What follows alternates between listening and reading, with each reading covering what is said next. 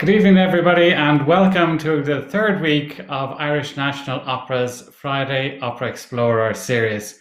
I'm Fergus Shiel, Artistic Director of Irish National Opera, and I'm delighted to welcome you to tonight's web stream. I'm coming to you live. The arias that we have for you have been recorded especially for this series over the past few weeks, and they feature some of our favourite singers at Irish National Opera and a load of repertoire from the French operatic tradition tonight, and I'm really excited to share these with you. Part of what we're doing at the moment is keeping in touch with our audiences online while we can't perform for you in theatres, but we hope we'll be back in theatres very soon. We're looking forward to it. We're looking forward to performing for our audiences and bringing you a whole range of repertoire over the next few years that we're busy planning.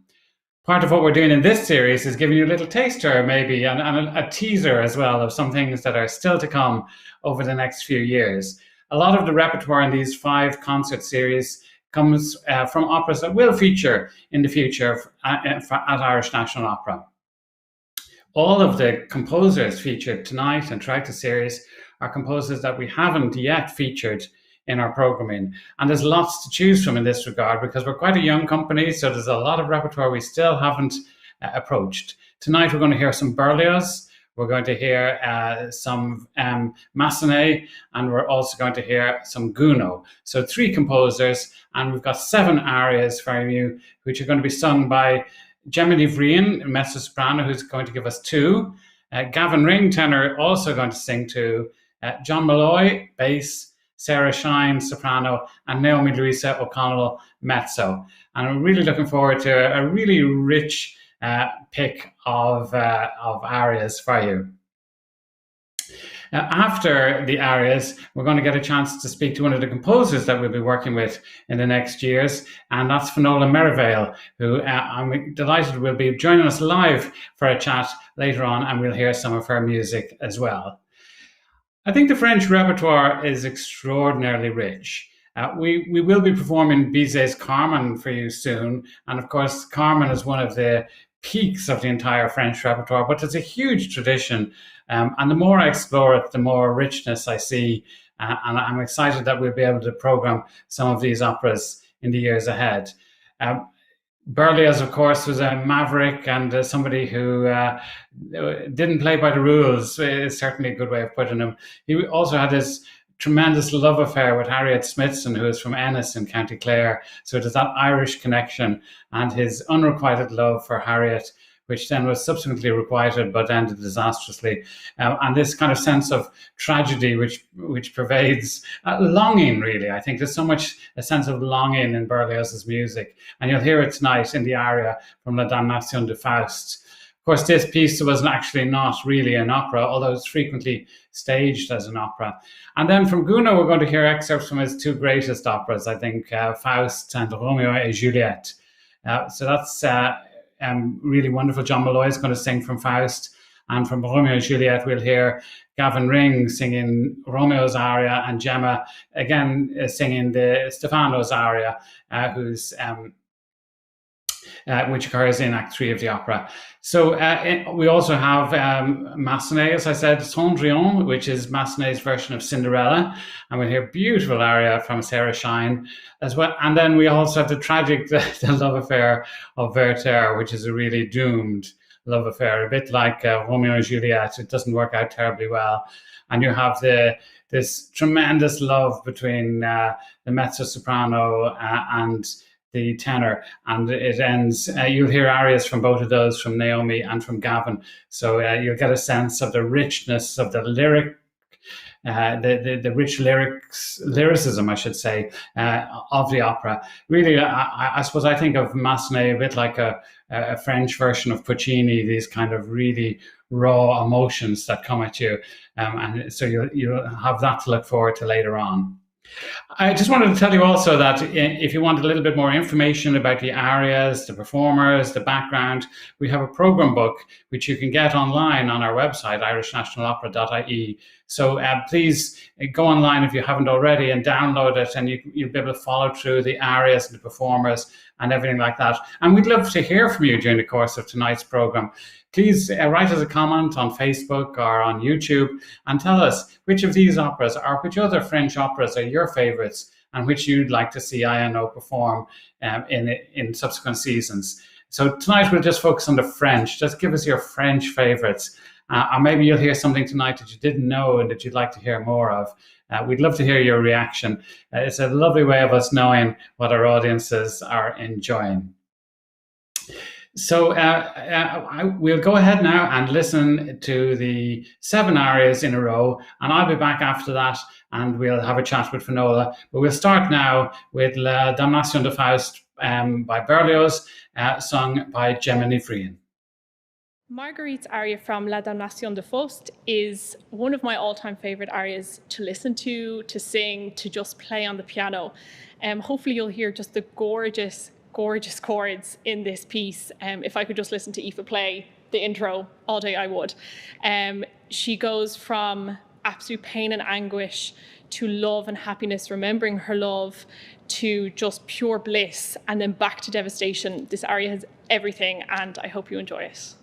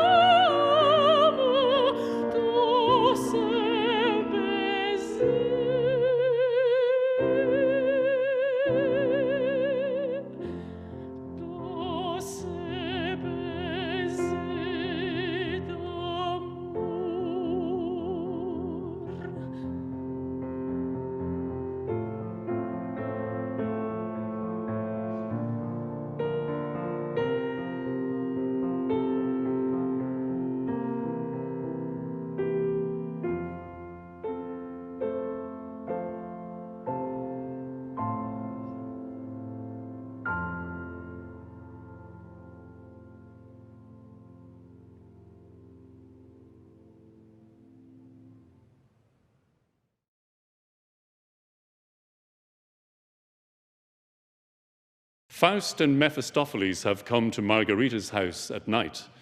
Mephistopheles offers to sing this serenade in order that she might open the door for Faust. The serenade advises that a woman should not give up her virginity until she is married, until there is a ring upon her finger. Of course, Mephistopheles is mocking her, as she and Faust have already slept together, and in fact, she is bearing his child.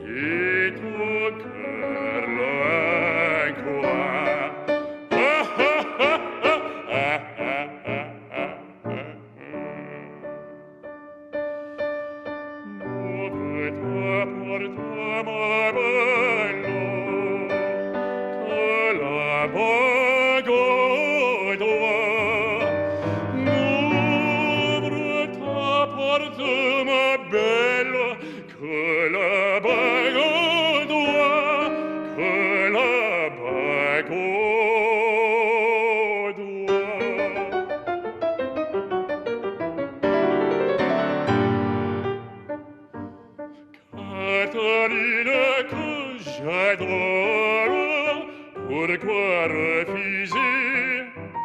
Pourquoi refuser à l'amant qui vous implore? Pourquoi refuser un si doux baiser? Ainsi toi qu'à l'on supplie, ainsi toi qu'à l'on supplie, et ton cœur l'encoie.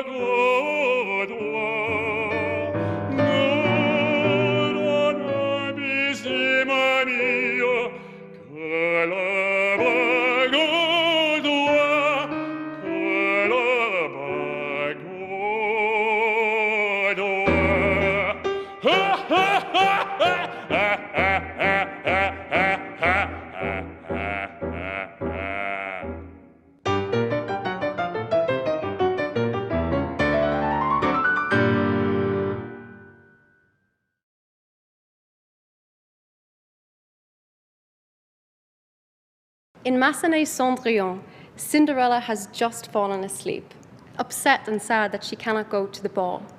But alas, fairy godmother has arrived, where she summons all the nymphs, fairies, every creature she can to come prepare Cinderella for the ball and make her the most beautiful.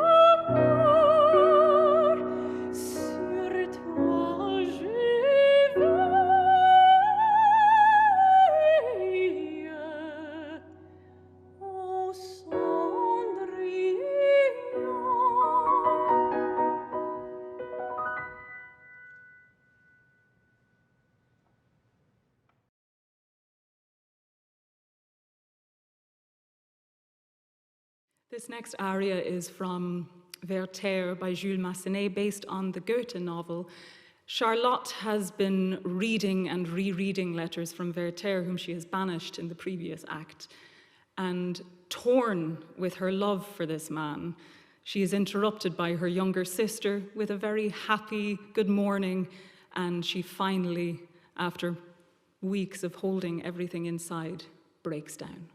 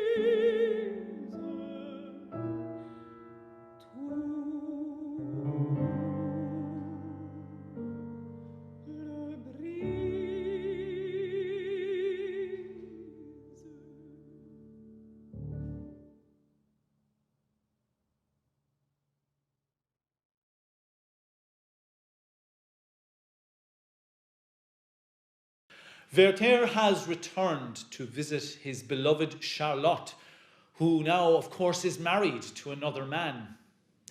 She shows him some books that they used to read together, and it reminds Werther that his deep love for Charlotte will always remain unrequited.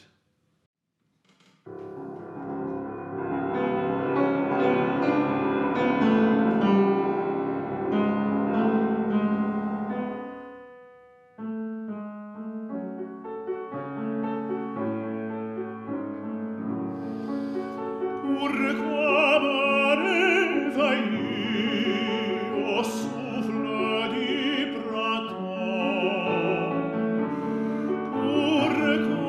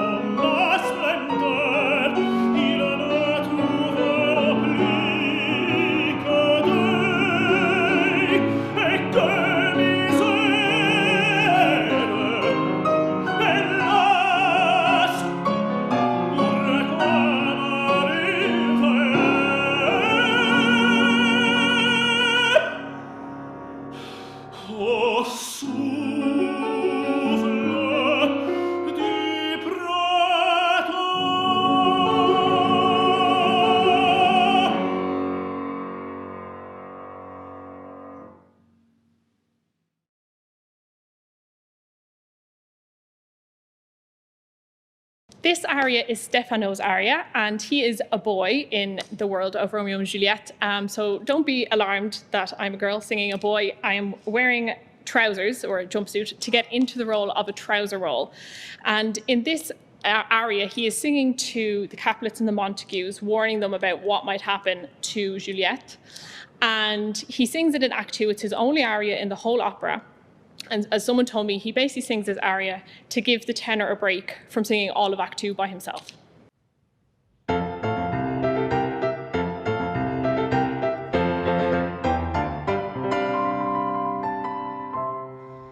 Depuis hier, je cherche mon maître. Est-il encore chez vous, mes seigneurs capillés?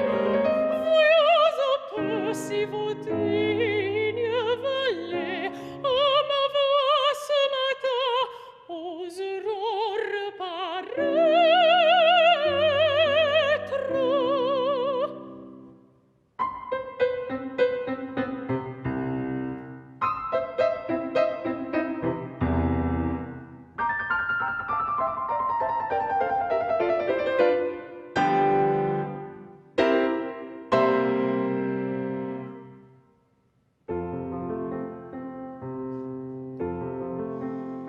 Que fais-tu, blanche tourterelle?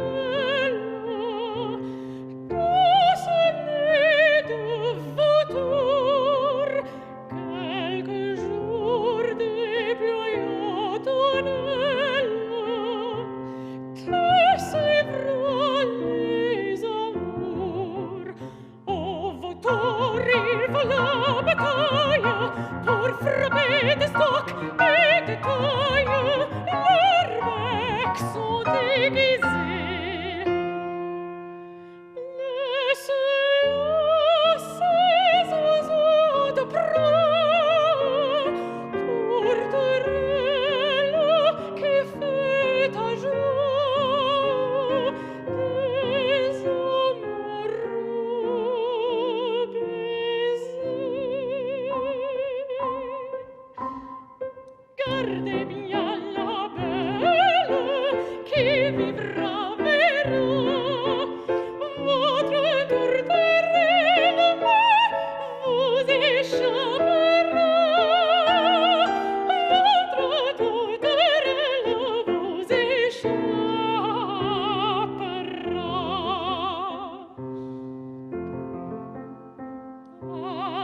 Aramier du verbe cage, par l'amour atterré, alentour de ce nid sauvage.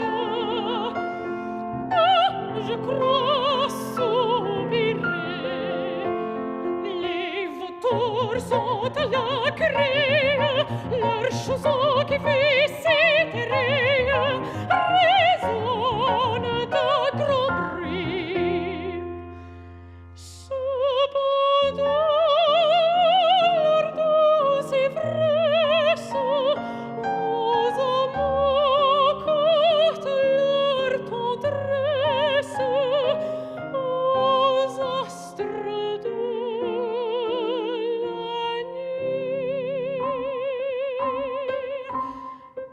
Gardez bien la belle qui vivra verra votre tourterelle, mais vous échappera. Votre tourterelle vous échappera.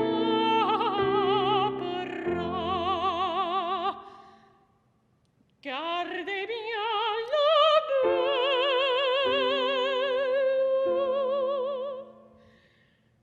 votre tourterelle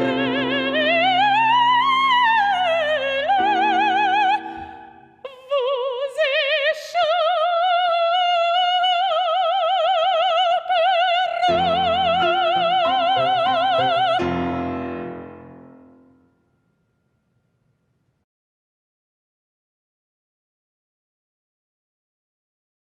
Here we have one of the greatest love scenes or love images of all time. We have the great Romeo at the balcony or at the window of Juliette. He has parted from his friends and he's dying to catch a glimpse of her, and he finally does. And such is her beauty, he is entranced and likens it to the sun. L'amour, oui, son ardeur a troubli tout mon être.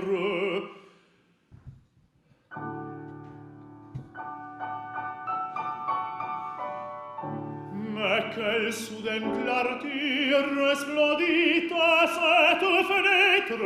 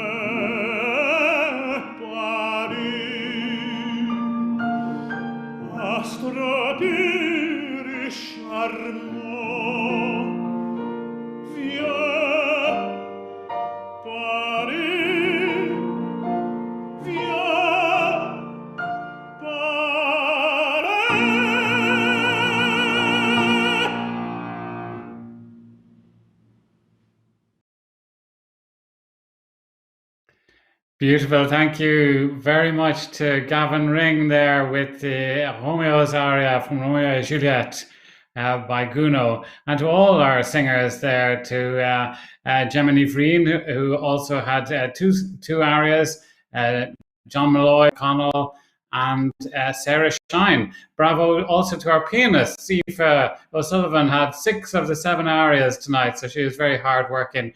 And to Gary Beecher, who also played magnificently. Really wonderful to see those performances. And it's great to see some comments coming in online. Joan McCallion has told us that her favourite French opera would be Les Pêcheurs de Perles by Bizet. But she also likes Romeo and Juliet and Werther. So she's delighted to hear these. And Da Vinci Guerra, I commented also on Facebook, his favourite French opera is Les Contes d'Hoffmann and also Le Conte but that's slightly cheating, isn't it? Because that's a Rossini opera. And Rossini, like Donizetti and Verdi, also wrote operas originally in French for French theatres. So, but we can't really count those as French operas. They're very Italian, I'm afraid. So, yeah. That's I have to disqualify that comment, I'm afraid. William Early has stuck to the menu that was given, and he wants to see Werther back in Dublin. So it's great. Give us some more comments. Tell us what you like, what operas you'd love to see from the French repertoire. But no Italian composers allowed, I'm afraid, tonight. It's all French. Well, of course, we have as well as all this. A repertoire that we're planning for you from the great French, Italian and German composers and many more. We also do a lot of work with new opera in Irish National Opera, and we work extensively with composers, mostly Irish composers, and I'm really pleased to be joined tonight live from New York by Finola Merivale. And Finola, you're very welcome, and thank you for joining us.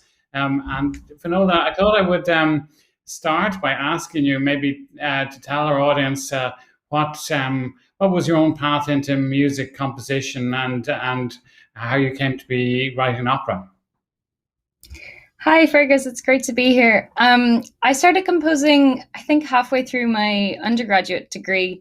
I did a joint degree in drama and theatre studies and music, and had never considered composing or wasn't even sure if I wanted a career in music, but I started composing for theatre and doing sound designs for theatre and just loved doing that, and then started taking composition classes in the music department and just realized that's what I wanted to do. So I guess that was 12 or 13 years ago now. Doesn't feel like that long, but it's been a while. And you're currently based in New York at Columbia University. So do you want to tell us a little bit about what you're doing there and what it's like to be based in New York? Yeah, I've been living here for almost 4 years, except I sort of lost a year with the pandemic. I was in Ireland and then actually in Paris at the Centre Culturel Irlandais for 4 months last year. But I moved here 4 years ago. I'm doing my PhD in composition with amazing professors, composers, Georg Friedrich Haas and George Lewis and Zasha de Castri, who are the best teachers I could ask for, and just such amazing mentors, career mentors as well. So I just finished my what they call the qualifying exam a couple of months ago, where I actually did a 1 hour long presentation on a Donnacha Dennehy piece, so another Irish composer, and past that to now I'm finished everything except for the dissertation. So I have 2 more years to work on my sort of final dissertation.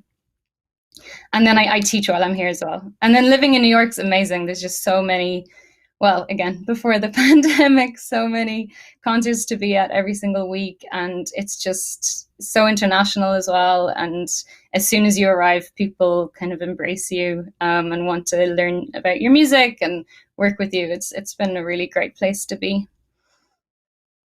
And I hear there's talk in New York, is there, about dropping social distancing and mask wearing now that so many people are vaccinated? Are concerts opening up again? Are theatres and concert halls back in business?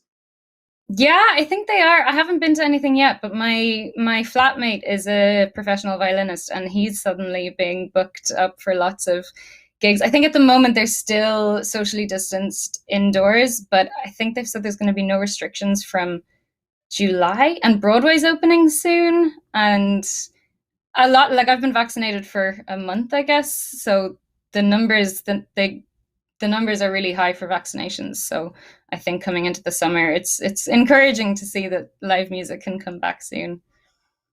That's amazing. Incredible. Yeah, it's hopefully a foretaste of, we're a little bit behind here, but hopefully we'll catch up soon.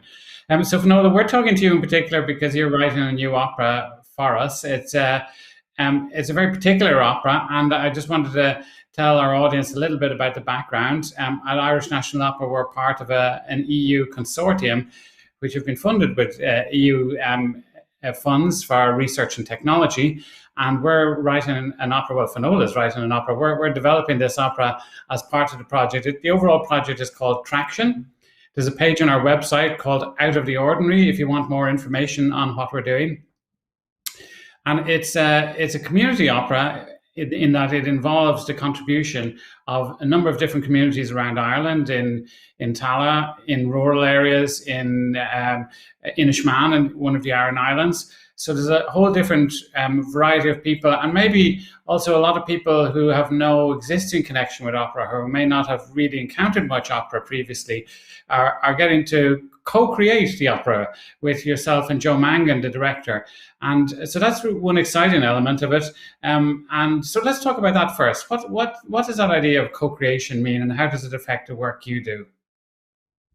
Yeah, it's something I hadn't done before, and it's been so exciting. I've been working with the 3 different communities since the beginning of April. So I've been doing workshops with each of them once a week, and some of them are musicians, but many of them have never played an instrument and can't read music. So I've been introducing them to contemporary music and different ways of thinking about sound and music. And then together we've been making music using like household objects as percussion instruments. So that's something that's really accessible to everyone. And I hope that in the final opera, I'll actually have an orchestra of household objects where they can all participate. I'm working with a group of teenagers, as you said, the rural areas. That's a group of teenagers who are all secondary school students, and lots of them do play instruments. So I might, it's still a work in progress. We're doing the premieres next year, next June. But the idea is that maybe I could write them into the piece as well. And we've also been making lots of recordings of favorite sounds and using electronics to manipulate them and make pieces with lots of different sounds. And everybody's been so enthusiastic, and it's been really, really fun so far. So lots of ideas of how the final opera will be, but we're still, in one sense, at the beginning of the really creative part of it. Has there been anything really surprising in the process so far for you? I think a lot of people talk about contemporary music as being really inaccessible, and as a composer that can be quite discouraging sometimes. And I've just been so blown away by everybody's enthusiasm and open-mindedness. And I started the workshops showing a piece by a Japanese composer where it's a 5-minute piece, and all of the main thing the singers are doing is this vocal technique where they're just going like, and it's amplified and it's really effective, but it's, very experimental. And everybody just loved it and had so much to talk about it. And last week, or I've recently started teaching them how to actually use music technology themselves, and everybody has really dived into it and been spending hours teaching themselves how to use Audacity. It's like this free music technology program that anybody can use. And I've just been really, it's just been so exciting to see how enthusiastic they've been and how creative everybody is. And I think it's just a message for all of us that contemporary music doesn't have to be this sort of ethereal, really inaccessible thing. It's, it's open for everybody. Great. And then another really cutting edge aspect of this project, of course, is how we're going to deliver it to audiences. It's going to be a virtual reality opera. So people, in order to see the opera, will get a virtual reality headset and they'll watch it and many people may not have used the virtual reality technology before. I hadn't before I tried it out when we were planning this project, and it's absolutely amazing.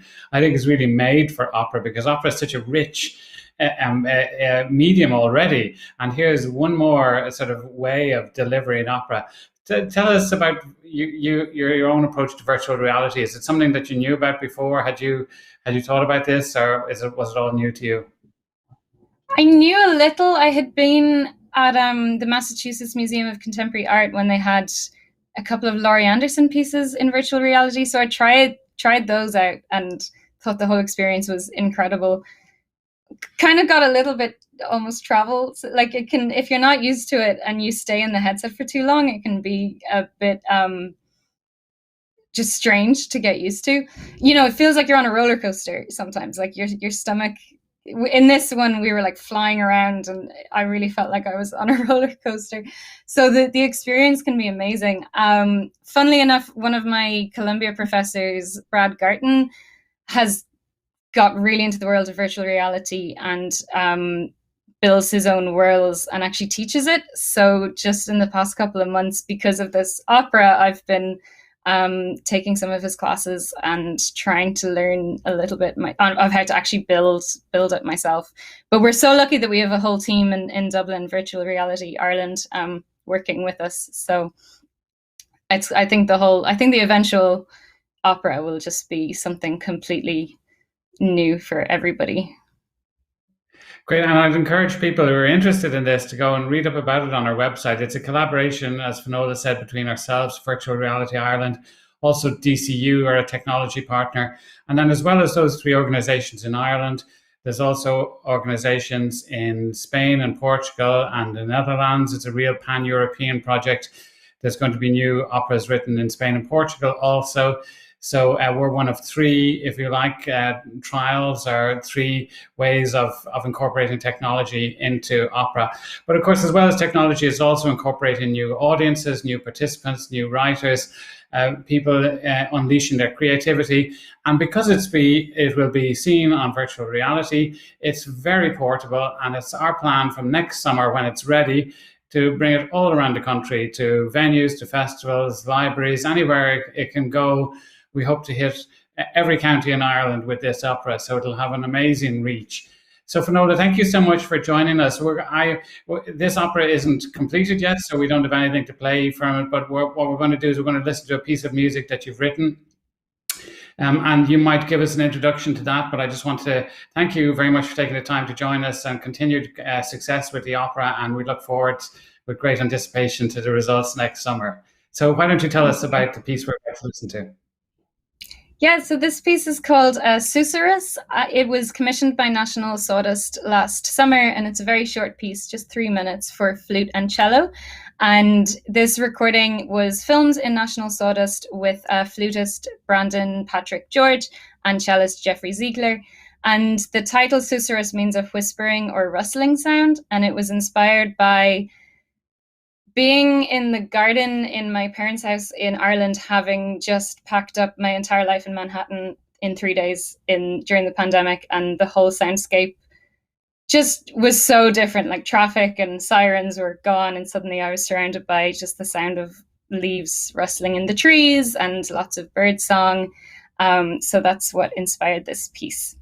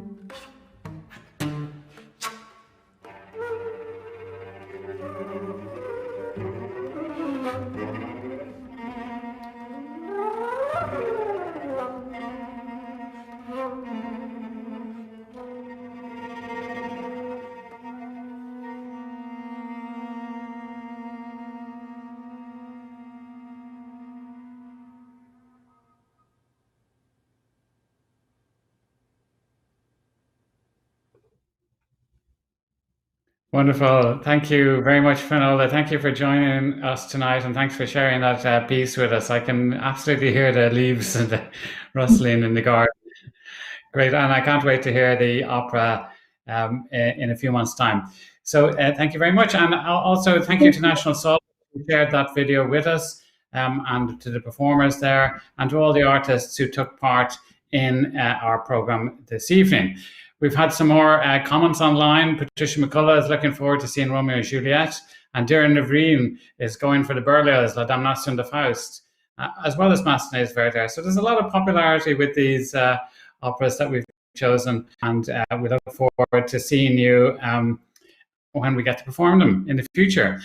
Just a few other words of thanks tonight. I'd like to thank our supporters, our donors who give to us and sustain the work we do at Irish National Opera and enable us to do things like outreach and encourage more and more people to get involved and to take part in opera.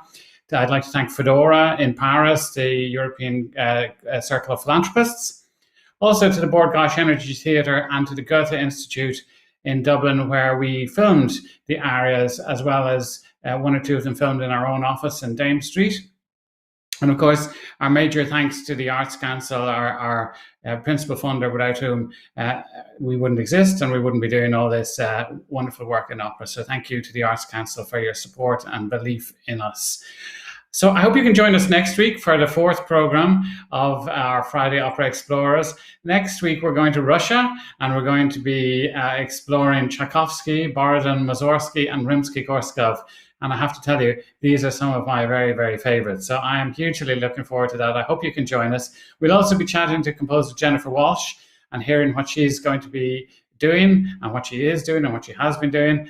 Jennifer is an amazing individual, a wonderful composer, and a great sort of personality and great thinker about music, very original in her approach. So we're excited to be working with her in the years ahead as well. But that's all from me. Enjoy the weekend, and I hope you can tune in again next week at 5 o'clock on Friday. Thank you very much, and goodbye.